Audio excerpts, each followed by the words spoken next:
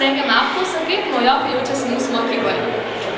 Sveikas, kaip tu jautiesi mūsų mokykloje? Gerai, gerai. Atėjai iš Biliūno. Ir kodėl atėjai būtent čia? Man pirmie labai patiko.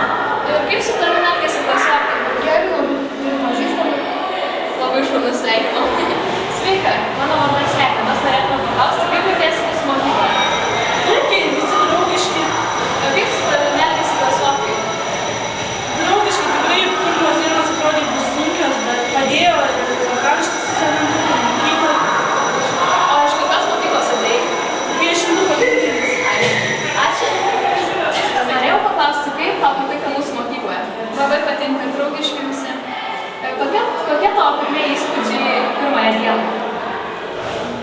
Draugiški, mūsų klasiokai atrodys iš kurios mokyklos iš Piešintų.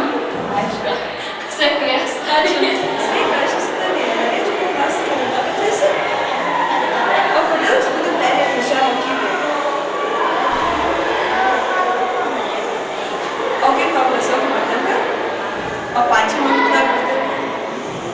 Tai gerai, prašau.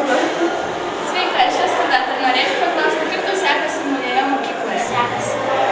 O klasiokai ar draugiški? Draugiški mokytojai patinka? Gerai, tada sėkmės tau. Sveiki, vaikai. Kiek žinau, esate pirmokai. Kaip jaučiatės mūsų mokykloje? Gerai. Kas jums čia labiausiai patinka?